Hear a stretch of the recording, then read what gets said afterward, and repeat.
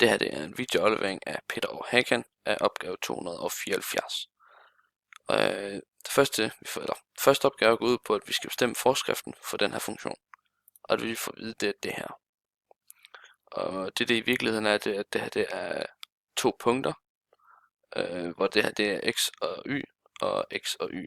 Og det er så det vi kan se her i GeoGebra. Det her det er det første punkt, som vi så igen kan se her. Og det her det er det andet punkt, som vi kan se her. Og det stemmer overens med det vi har her også. Og det er egentlig sådan her, at sådan den standard forskrift ser ud for vores funktion. Så det her det er så vores punkter. Og så det første vi skal, det er at vi skal bestemme a. Og det kan vi gøre med den her formel. Og det kommer så til sådan her ud, og hvor jeg så bare bagefter bare lægger rodeksponenten sammen her, så det ser lidt mere uskueligt ud. Og det får vi så til 0,5.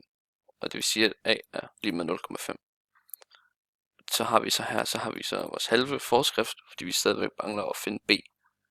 Og det vi kan gøre, det er, at vi kan gå op her, og så kan vi sige, at så kan vi dele med op en af punkterne, vi tager, men vi kan så tage en af punkterne, og så sætte den ind i forskriften. Og jeg har bare taget det første her, og det vil sige, at y i punktet her, det er 12, så jeg kan sige 12 i stedet for y er lige med b gange 0,5, og så i stedet for x har jeg så taget minus 1, som kommer herop fra.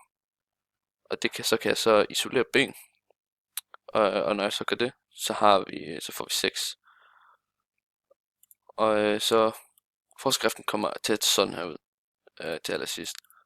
Og det kan vi lave en kontrol af, ved at vi kan tage det andet punkt herop, og det kan vi så fylde ud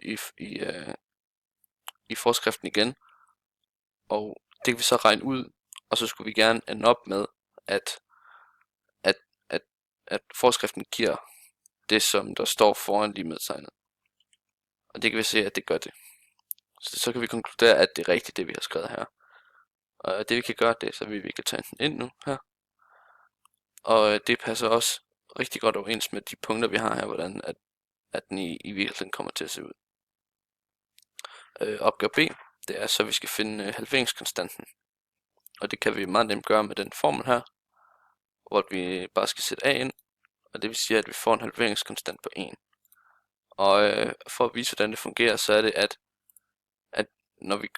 på x-aksen, der kan vi stille os i et punkt, og så skal vi gå 1 ud på x-aksen. Og det vi så skulle se, det er, at funktionen den skulle være faldet med 1. Vi skal gå 1 ud, og så er den faldet med det halve. Så det vi kan gøre, det er, at vi for eksempel kan stille os i det her punkt. Og så hvis vi går 1 ud på x-aksen, så her hvor funktionen den rammer, det skulle være det halve af punktet, hvor vi originalt stod. Og det halve af 3, som vi stod i til at starte med, det er 1,5, hvilket vi også kan se her.